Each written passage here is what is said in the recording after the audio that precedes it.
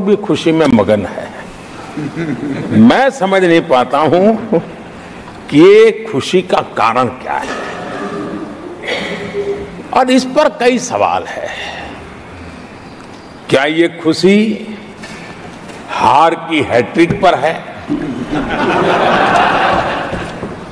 क्या ये खुशी नर्वस 90 के शिकार होने पर है?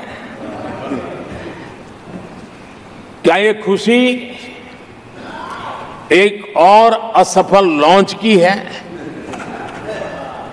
आदरणीय सभापति जी, मैं देख रहा था ये उत्साह उमंग से खड़गे जी भी बड़े नजर आ रहे थे, लेकिन शायद खड़गे जी ने उनकी पार्टी की बड़ी सेवा की है, क्योंकि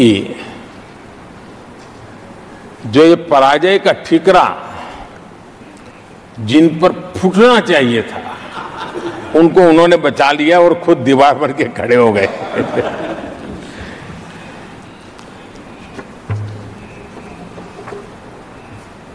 और कांग्रेस का रवैया ऐसा रहा है कि जब जब ऐसी परिस्थिति आती है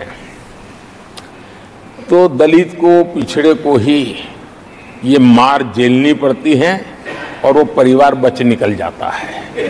इसमें भी यही नजर आ रहा है। इन दिनों आपने देखा होगा लोकसभा में स्पीकर के चुनाव का मसला हुआ, उसमें भी पराजय तो तय थी, लेकिन आगे किसको किया? तो एक दलित को बड़ी चलाने के लिए खेल खेला उन्होंने। उनको मालूम था कि वो पराजित होने वाले हैं, लेकिन उन्हीं को आगे किया। राष्ट्रपति उपराष्ट्रपति पद के चुनाव थे तो 2022 में उन्होंने उपराष्ट्रपति पद के लिए सुशील कुमार शिंदे जी को आगे किया, उनको मरवा दिया। दलित मरे उनका कुछ जाता नहीं है।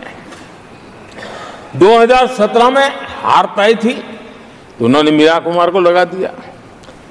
पराजय हुआ, उनको पराजय झेलना पड़ा।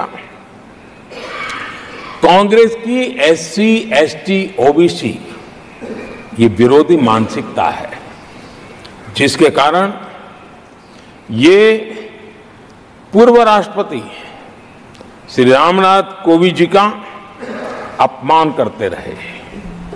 इसी मानसिकता के कारण देश की पहली आदिवासी महिला राष्ट्रपति को भी उन्होंने अपमानित करना, विरोध करने में कोई कमी नहीं रही, और ऐसे शब्दों का प्रयोग किया जो कोई नहीं कर सकता है।